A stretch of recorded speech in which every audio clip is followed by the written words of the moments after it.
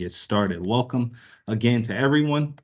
If you have not done so, please type your name and district in the chat box. So first, I want to go ahead and orient you all to Microsoft Teams platform. The control icons will be in the upper right section of your screen for most users. If you haven't yet, please click and make sure you mute yourself. We want to make sure we're flowing smoothly today to provide you all the information that's needed. You will click the same mic icon to unmute yourself later when we are ready for conversation. We definitely encourage you to use the chat throughout the session for any questions that you may have during the presentation. Our team will be monitoring the chat and will be responding accordingly. Now, we will also hold time at the end for discussion as well. So again, thank you for our Office of Educator Effectiveness and Leadership Development April 2023 virtual office hours. We're glad you all are here with us. I am Brandon Gant, and I am joined today by our Effectiveness Director, Lilitol Munsager. She'll be here, I think, a little shortly. But we also have our team members, Dr. Vicki Truffler, Dr. Kim Howard, Beverly Flythe, Rashonda Frazier, and Jenny Hinkey here with us today. So the purpose of our office hours are to hold time to ensure that we share timely reminders with districts. But even more importantly, we want to create a space where you can share feedback, get questions, ideas, and best practices with your peers. If you're new, there are no questions too small. If you are an effectiveness veteran, don't be shy about letting us know what you need. And before we go ahead and get started, let's consider our opening questions. So the questions of what's something exciting that's happening in your district, or what questions or challenges are you facing currently? If anybody would like to hop on the mic and share those out loud, I saw some in the chat, but I don't want to presume. So if anybody would like to take the mic, please feel free to do so.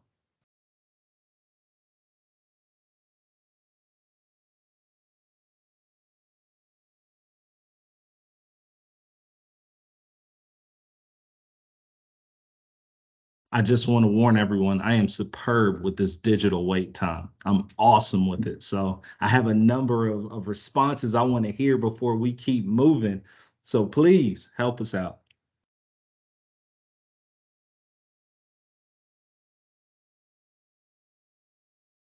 I'm going to help you out, Brandon. I see a lot of the spring break. Woohoo! Okay. It's coming up.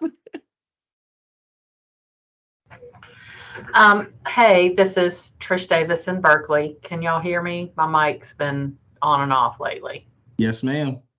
We had our second, what we've called Pride Workshop, end of February, 1st of March, where we had our first year teachers all day long.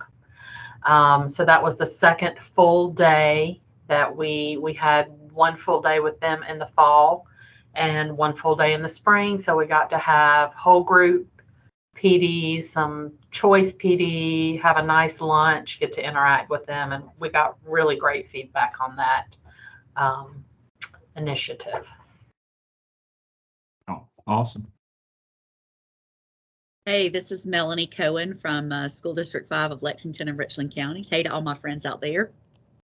I have two celebrations. Number one, spring break is next week, starts Friday, can't wait. But number two, and more importantly, I think we have SC Lead wrapped up with a bow. We are all done.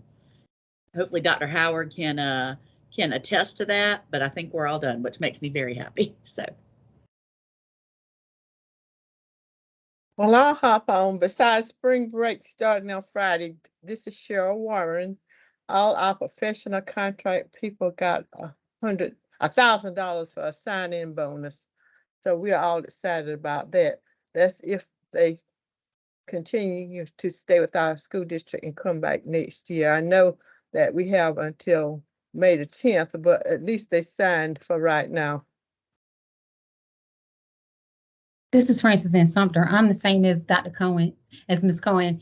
We have spring break starting Friday, amen. And Tanya and I have completed, I believe, all of our contracts except one school in SC Lead, and contracts went out for Sumter School District this week. And this is Sharon in Orangeburg. Of course, I'm not finished with SC Lead, so that's it's hurtful, but we do have spring break next week. But we are coming back to a district-wide celebration for all our faculty and staff in downtown Orangeburg when we return from spring break.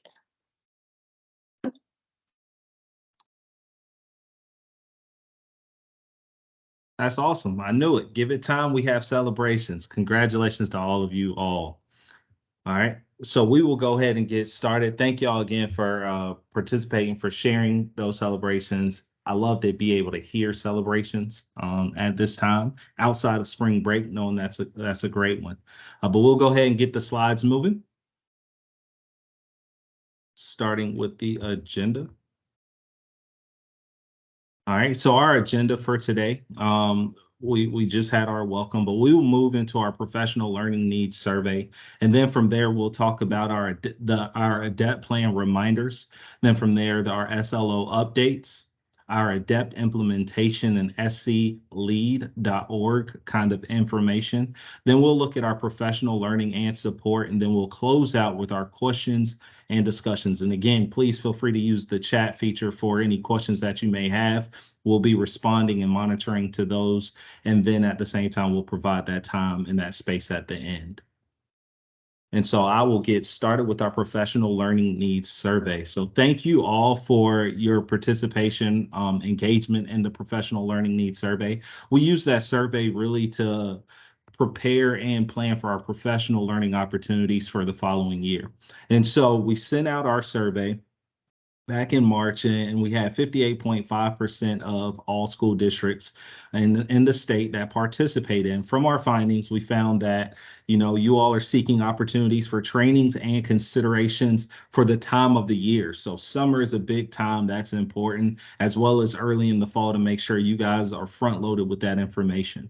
Also, ADEPT for special area support is on the table as well as accessibility for resources to support ADEPT, SCTS, as well as SC Lead. And so what you guys can anticipate coming for 2023-2024, more face-to-face training, direct special area support, as well as our professional learning calendar that will be rolled out sometime in April. I wish I can give you an exact date at this moment, but it will be sometime in April, I can say for certain.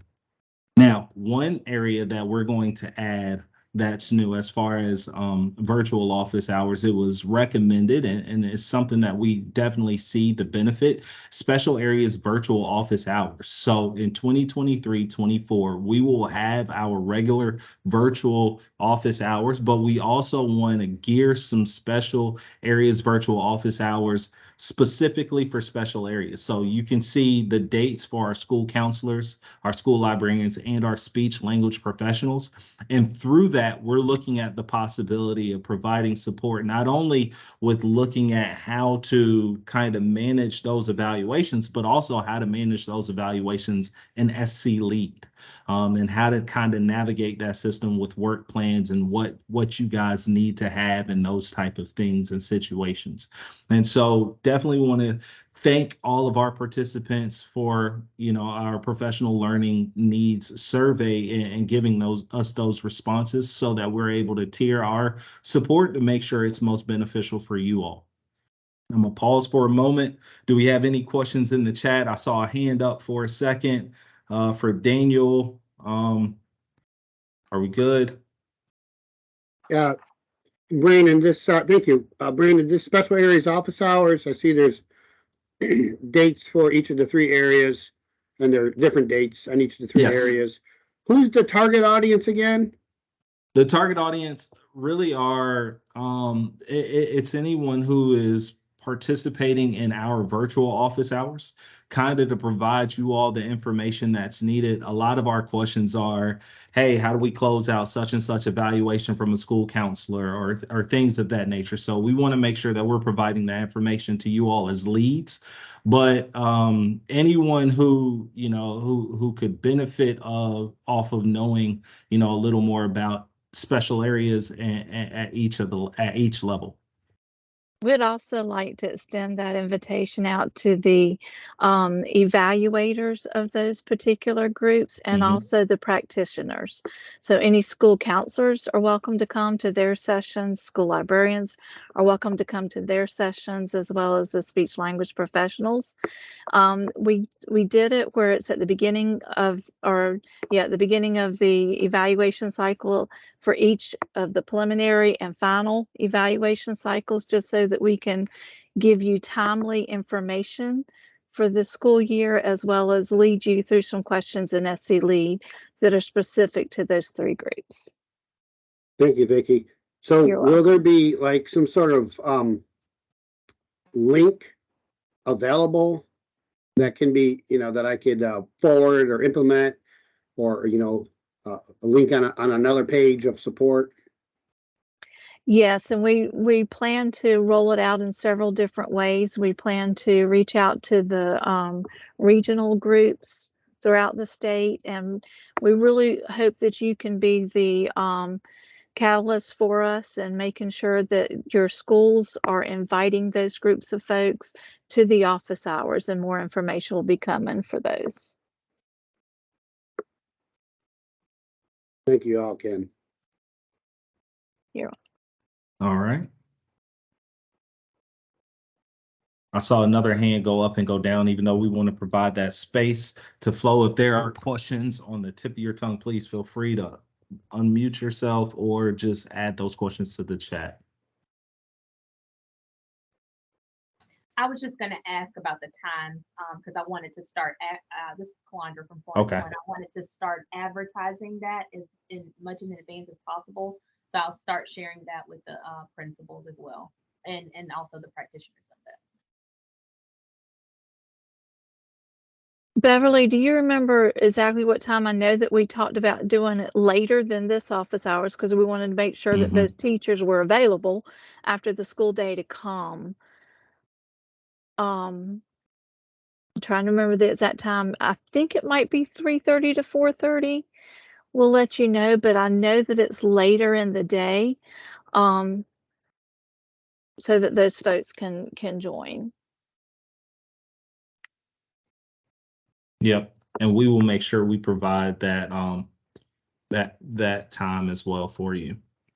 All right. So what I'm gonna do is I'm gonna go ahead and change gears. I'm gonna pass the mic over to Dr. Kim Howard for our DEP plan reminders. All right, thanks, Brandon, and good afternoon, everyone. Like Brandon said, we're going to talk a little bit about DEP plan. As you guys know, it's that time of year where we kind of start preparing to submit those DEP plans.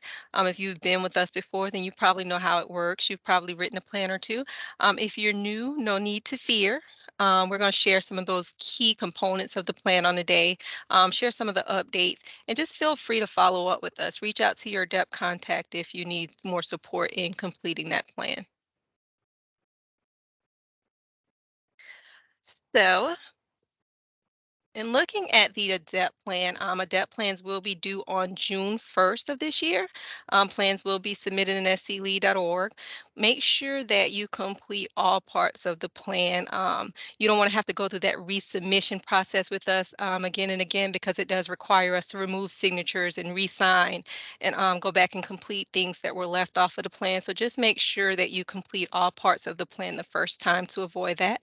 And then just know that your approval will come from your district's ADEPT contact, which is why it's important to be in ongoing contact with your ADEPT lead. Once all parts of the plan have been completed, your ADEPT person will sign, and that'll indicate approval of the plan. All right, so the evaluation instrument page, some key things to note here. There is the option to select the locally developed model. You will only select that model if, in fact, your district has had a locally developed plan approved by the OEELD. If you have one approved and there are only a couple districts that have, you do not have to go through that approval process again. That approval still stands. Outside of that, you should be selecting that you're using the state model, which is the SCTS rubric or the 2020 Special Areas ADEPT. If you select consensus scoring approach, please note that SC Lead is going to require that you have a consensus meeting, even for those evaluations that only require one team member. So that's your induction folks, that's your continuing formative evaluations. Even though there's only one team member, if you select consensus for everyone on this page, then it is going to require that additional meeting to be completed for those educators. Something else to note that once this page has been created, you cannot, not once this page has been created, once an evaluation has been created, you cannot change this page because the system assumes that this is how you are working evaluations in your district. So once you have created an evaluation, all evaluations must follow what's on this page. All pages of the plan don't necessarily have to be rekeyed. For some pages, you can just indicate that there are no updates, and you see those sections listed here for that induction and mentoring section, for the SLO page, for the additional programs. If all of these things are standard and have been standard in your district, you do not have to rekey that information on the ADEPT plan. What you would do is just select the year to refer to for that information and just indicate that there are no updates. Just for the induction and mentoring page, for example, if you want to indicate how many mentors are currently in your district, that part of that plan might have changed from last year as you've trained more people. So you can key in those numbers, but for everything else, we may just be able to refer to the 21-22 plan because that kind of standard information hadn't changed. So just make sure that you're looking at that page that you're telling us to refer to, looking at that year's plan, so that you know that that information is in fact what the district will be doing for the current year. So a couple updates we've made. One in particular would be special area references. You'll see a change implemented on the SLO, GVE, and diagnostic assistant page in reference to the special areas. And it's just simply to remind districts about student growth goals for school counselors and those PGDPs embedded in the school librarian plan. And then we also want you to be reflective about how special areas evaluations have gone in your district this past year as you respond to the continuous improvement items. So you'll see some references to special areas when you look at the ADEPT plan this year. With that addendum that we implemented a couple years ago, a couple things for you to look at and kind of keep in mind as you look at that addendum. Since ADEPT plans are due June 1st and evaluation data isn't due until June 20th, we know that the 22-23 Human Capital Report may not give you a complete picture without all data present, unless you're like Lexridge 5, who has all their data in already. If your data isn't all in by June 1st, you can refer to the 22-23 report. If not, just refer to the 21-22 report for more complete data. Just make sure you answer all parts of the question. And we really want you to reflect on what changes you have made or could make that might positively impact recruitment and retention in your district. And then finally here, you'll see a reference to the human capital dashboard. We also encourage you to look at that dashboard when you're thinking about gathering that data and recruiting and retaining teachers in your district. Previously, we walked you through this dashboard, how you can access it. And this slide is just simply a reminder of how you can get that, go into that SCDE homepage, logging in, and just being able to access the human capital dashboard there, gathering that information you need to really be thoughtful about what's happening at different schools and increasing that access to effective teachers throughout the district. And that wraps up some of those key reminders of the ADEPT plan. Like I said, if there's anything you come across that you might need more support with, that's why we're here. Reach out to us. There's a hand, and I'm not sure if it's a hand that was up previously or if there's a question about the ADEPT plan. Dr. Howard, thank you. The report in SE Lead on the effectiveness human capital report schools, that would be enough to complete the addendum in the, or would I have to also use the human capital through the website? If you have a complete data set, then the 22-23 would be enough to complete the addendum, because previously we've only ever used that report. If your data set isn't complete for the year, then we urge you to refer to 21-22 just for a complete data set. But you can only use that spreadsheet. We just want you to be able to kind of look at more data if necessary in the dashboard that isn't there. So. Thank you. Mhm.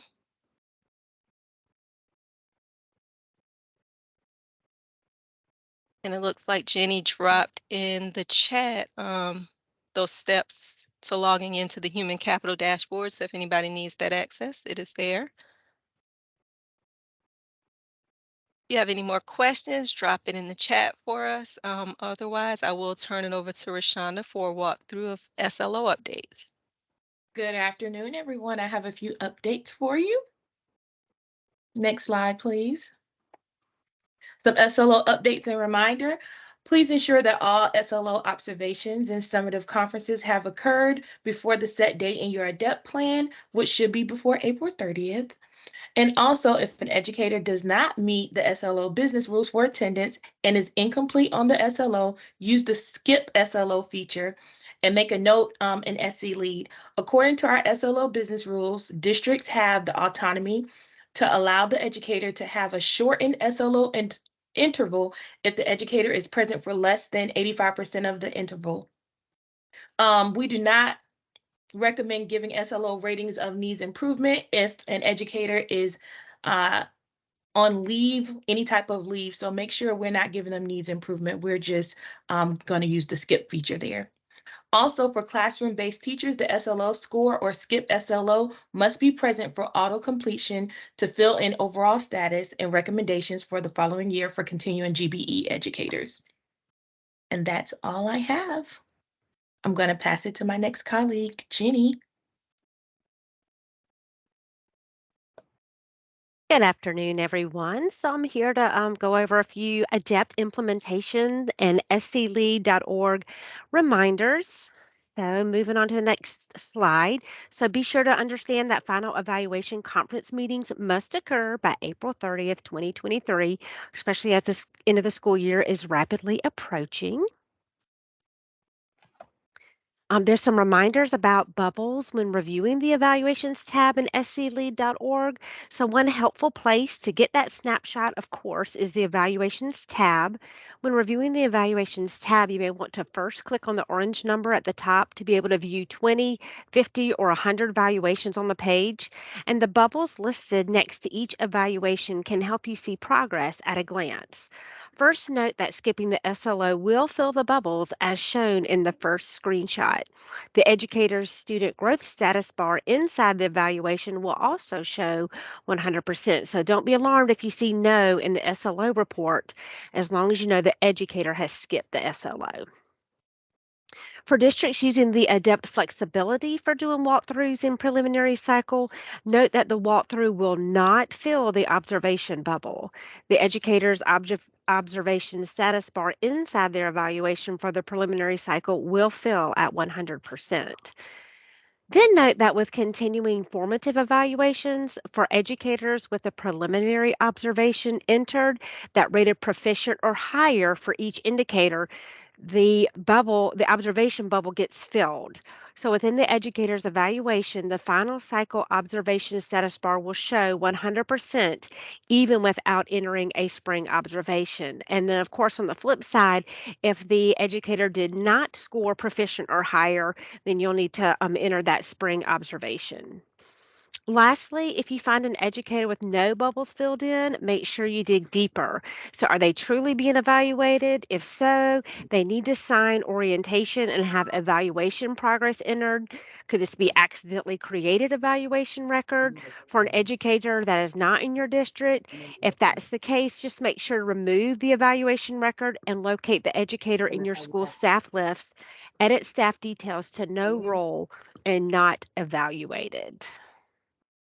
So just some reminders on those. For some helpful reports in SC Lead, one of the ones that I have found useful for myself is especially to view the status of various components of ADEPT evaluations for the educators in your district, it's the evaluation status report. And to run this report, you need to go to your district's dashboards page, find reports on the left-hand menu, and then click on ADEPT. Find the evaluation status report, which is at the bottom of the given list, and then click on details in the far right. Then you select the academic year and click run report, and the report will download for you to open. And so this slide just shows a screenshot with an example of an evaluation status report. The benefit of this is so that you can have a quick glance of all the components of the evaluation and the status for each educator. You can also filter the information you need by sorting specific columns to get a quick view of the evaluation status of that particular component. And so just to give you an example, I sorted the final observations column from Z to A so that all my yeses will move up to the top, so I can kind of see quickly how many I have completed and then what's left if there are any left. So just a little helpful report to look at should you need something to find quick. And I have a question in the chat about, is this report for import districts? I might need a little help on that one. I know I cannot see that particular status report. Team, do y'all have a suggestion for that one? Sure, I'm happy to jump in, Jenny. Thanks. SC Lead is just going to reflect back in those reports whatever data is in there. So if as an import district you have updated, for example, your contracts and evaluation levels for that induction count that we do in January, that's going to be in there. But as far as the steps of the evaluation that are done through SC Lead in terms of orientation, et cetera, if you're using SC Lead, say for your special areas, you'll see those show up in the reports. But if you're not using it for teachers, you wouldn't see those status updates because you're not using the system. Great question. Thank you, Lila. So we're going to spend the next couple minutes just reviewing the auto completion feature. This is something that we will begin, and it's open for all evaluations for the current academic school year for classroom-based teachers, school counselors, librarians, and speech and language professionals who are on a GBE with a continuing contract. So auto completion will begin on Friday, May the 5th and continue every Friday through June the 9th. So this feature allows the ADEPT coordinators, you guys, to focus on educators who are not met and may not be rehired next school year.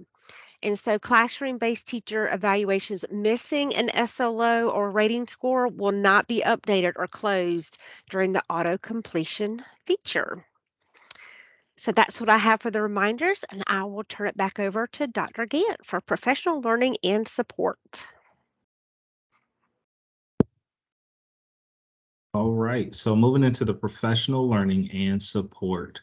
The first thing I want to do is talk a little bit about a professional learning library. So the professional learning library, as you all know, is a resource that will assist your educators with hundreds of resources from mini lessons, videos, self-paced lessons, and activities. So we actually have a survey for you all to complete if you would, prior to April 19th. It's our professional learning library survey. What we want to do is receive some feedback in the surveys for those who have started using the professional learning library or have not started using the professional learning library. Our hope is so that we can gain some information so that we can continue to provide support for you all so that you can support your educators across your district with the professional learning library. Jenny, if you could you please post that link in the chat for me? Thank you so much. So we'll go ahead and get that survey out to you through this through the chat feature, but we'll also make sure you all have access to that survey if you want to complete it at a later time as well. And again, we're going through April 19th. So Educational Impact has provided us with current data on district use of the PLL, so Professional Learning Library, PLL. They have categorized each school district into one of three current phases of implementation. thriving, established, or emerging. Thriving districts include those with the top 25% of course enrollment, 10 or more active course titles, and scheduled consultations with educational impact on how to increase usage to the next level. You can see the criteria for the phases of established and emerging here on this slide as well. So there are currently 24 districts who are thriving, and we wanted to give a shout out to the current top 10. So congratulations to Charleston, Horry, Richland 1, Dorchester 2, Berkeley, Richland 2, Lexington 1, Rock Hill, Sumter, and Beaufort. Great job, you guys. We also wanted to showcase a few highlights from some districts that you may find interesting or helpful. Dorchester 2 has 27 learners registered in how to create a mentoring program for new teachers and recruiting, mentoring, and retaining staff. Dorchester 2 also has 64 staff members enrolled in the My Plan video playlist. Rock Hill, Richland 2, and Anderson 2 looking into developing year-long PD cohorts with educational impact courses and consultation. These consultations include how to utilize the PLL through existing district initiatives, considerations to build SLOs into year-long cohorts, and plans to develop customized course suggestions tailored to county initiatives, PD timelines, and existing local PD. Now, based on the professional learning needs survey feedback, we are excited to offer a new opportunity specifically for instructional coaches. The PLL workshop will be held at Park Lane on September 11th, 2023. Instructional coaches will learn how to tie the PLL components into professional learning opportunities for their own teachers and students based on specific school needs. They will participate in collaborative activities during the Make and Take workshop, where they will walk away with the beginnings of a tailored product, whether it's a customized playlist of videos around particular topics, PD for PLCs, planned user groups, targeted PD workshop in a box, or other customized projects. This offering will be included on the memo that you will receive in April, listing our PD opportunities for 2023-2024. Now, again, we need your feedback for the content of this workshop, and that feedback will be given through that PLL survey that we've dropped in the chat already. Now, I'm going to take a moment and pass the mic over to Lilitol Monsager for professional learning opportunities that we have this April. Thank you so much, Brandon. I appreciate it. And I literally just came out of the meeting with the PowerSchool folks. They are excited to help us make the PLL a success. And so that survey is going to be really, really helpful for us to know how you're using it, if you're using it, what you'd like to see in it. So we just appreciate in advance you taking the time for that. Two opportunities I wanted to make you aware of. The first is with our Collective Leadership Initiative. And since 2017, the South Carolina Department of Education has partnered with the Center for Teaching Quality to really think about how can we support teacher leadership. And what we've learned is you have to support teacher leaders and administrators to work together. It's much harder if you just support teacher leadership or you just tell principals they got to listen to your teachers. It works much better when you have them in the room. So the Collective Leadership Initiative is teams of schools that come together to work on problems of practice around teacher leadership throughout the year. We are accepting applications for our cohort 6 right now. So that link is there on the slide, and I'll drop it in the chat when I'm done talking. We would love to have schools from your district involved.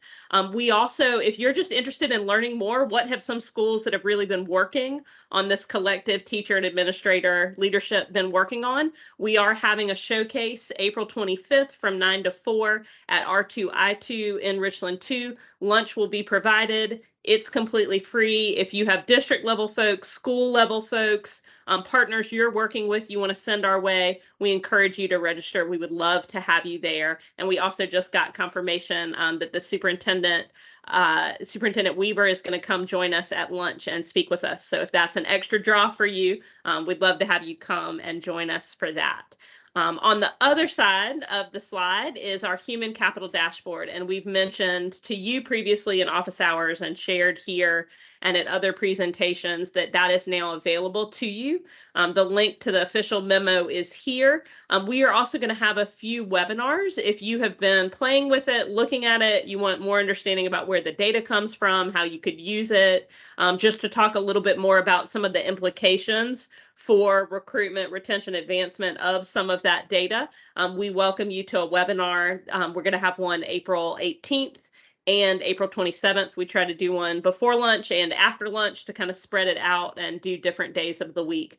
So I'll drop that registration in the chat as well. And we'd be really, really excited to have you join us for that. It really is a new area of work for us. So again, we want to know what worked for you, what would you like to see in future iterations, and what questions do you have about it?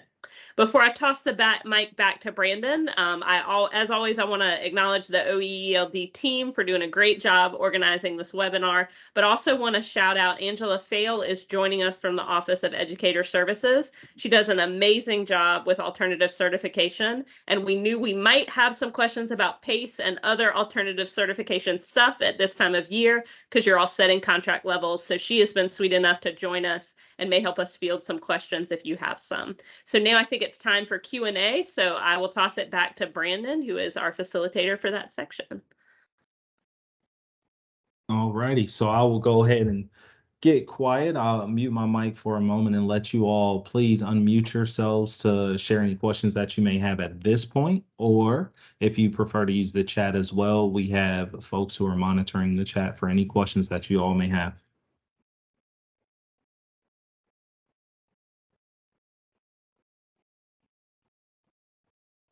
Hi, this is Anita Parker from Beaufort, and I just wanted to ask Lila the name of the person you mentioned with regard to alternative cert questions. Angela Fail, was it? Angela, do you want to say hi? Yes, She's here, ma'am. Anita, so you can say hi to her. Good afternoon, everyone. My name is Angela Fail. I've been the PACE program coordinator here at the Office of Educator Services now since 2018. So if you all have any questions regarding PACE, or if you have questions regarding the other programs, I will do my best to answer those questions, but I know that I can assist you with your PACE questions. Okay, thank you very much. I'm not the person over that process in our district, but I was asking for that person just to make sure that they know to really reach out and contact you if they have some questions. Thank Yes, you. ma'am. I'm available to share my email with anyone, just in case anybody has any questions after this meeting. Okay. Feel free. I will drop it in the chat, matter of fact. Great. Thank you.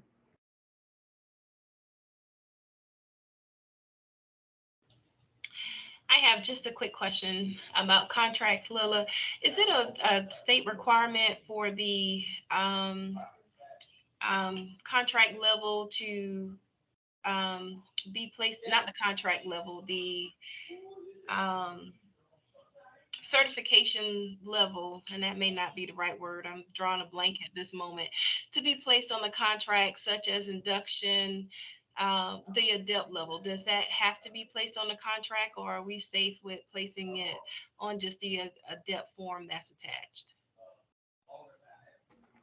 You should be informing educators of what contract level, annual, or continuing or induction they'll be on in their contract. You don't necessarily have to specify if they're on GBE, summative, or formative. That is a best practice. If someone is on continuing contract and you are going to summatively evaluate them, you do have to let them know that needs to be on their contract before they sign it. Okay, And in thanks. writing.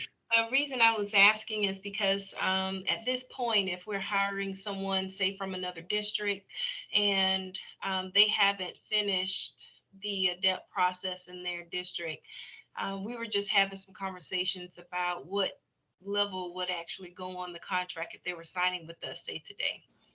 We would encourage you, go ahead and put the level they would be based on the information you have now, what their current certificate is, what the current results of their evaluation are. And then you can always have a meeting with them to reissue that contract if you get new information about their certification.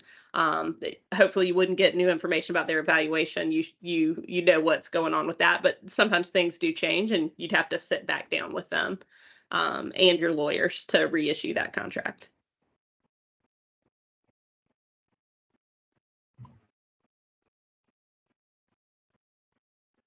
Good afternoon. I have a question for Angela. Angela, this is Calandra from Florence One. How are you? I'm doing good. How are you? Good. My question is, I'm just trying to see if I overlooked something. Is there a place in writing where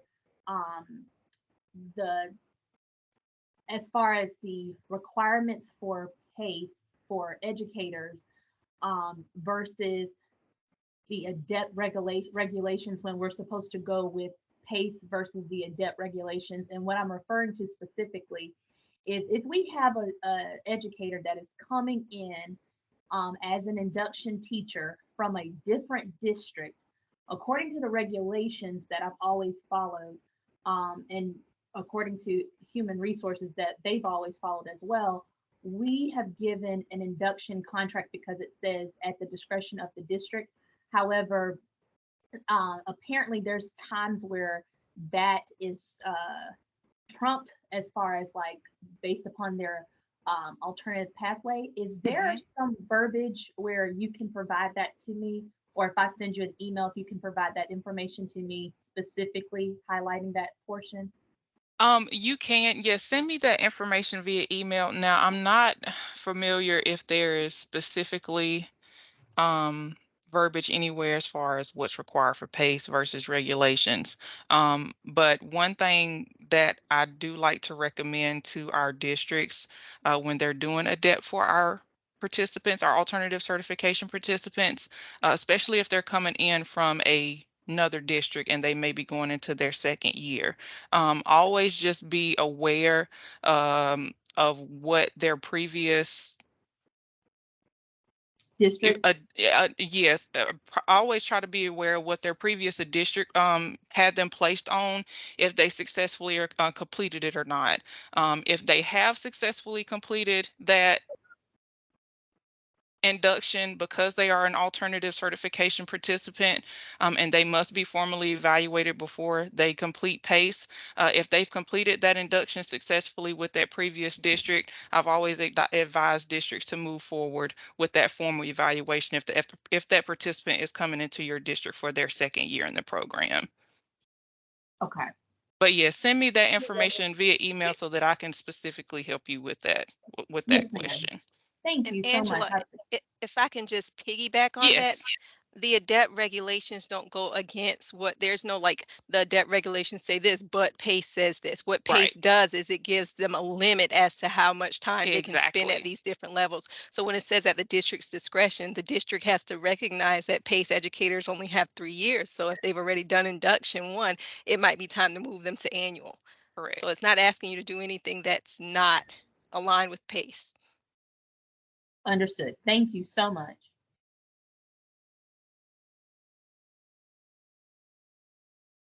We have a hand raised Yeah. from Mr. Otto.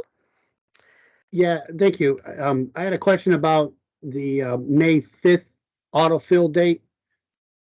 Last year, we were able to move that to just after the contract deadline of May 10th. Is there a way it can be considered for us to start the autofill on May 12th as opposed to May 5th?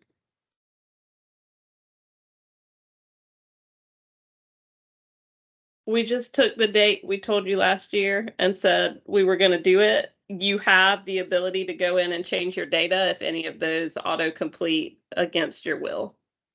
Right. I thought we had moved it to after the contract last year. I think we did. We actually moved it back a week from where it was originally planned to start. Okay. So that is We my need to put request. that in our notes then. We can do that. That's fine. We don't want, we have a lot of districts that get antsy because they're already done and they see that their completion is not happening that really want that to happen. But if y'all need it to be the week after May 10th, we can do that. Well, I don't have all mine returning like Melanie, so I guess sometimes I have to look at that data after our contract season. Love you, Melanie. And I put a note in the chat for the previous couple questions.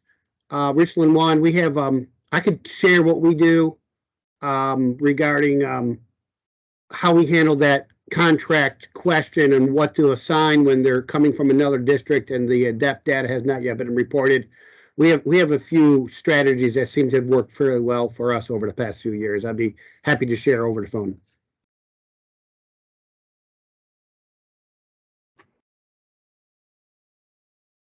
Thank you, Daniel. Yes, thank you, Daniel. I'll be calling you as well. I did have one more question. My question is for the entire group or OL staff. If there is an ADEPT record that we need to close out, or it was started and it should not have been open, or created and it should not have been created, is there a way that we could close that out ourselves, or are we to just report that to you all? You do have the option to remove an evaluation that was created in error. That is something that you can go in and do if you go to the settings page for that evaluation. Settings page. Okay, thank you.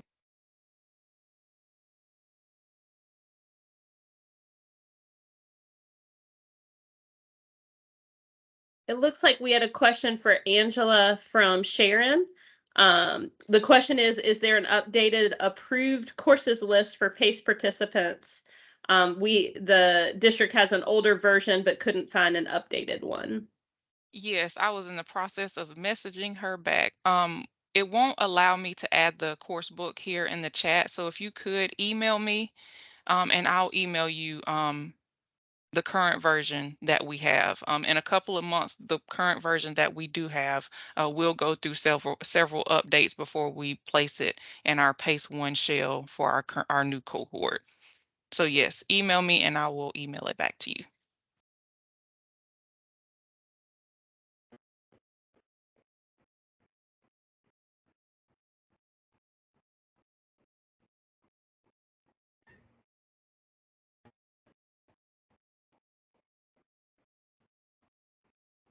Alondra, did we get your question? Was that what you asked with your hand up? Oh yes, I'm so sorry. I No, apologize. don't be. I just All want of to make my- sure, just want to make Yes. sure you were good. Yes, all of my questions have been answered. Thank you so much. You're welcome. All right, if you still have questions, please feel free. We're going to linger a little bit here on the Teams call. However, this does officially conclude our virtual office hours for today, April 5th. But again, if you have any additional questions, please, we'll be here. I'm going to go ahead and stop recording now, though.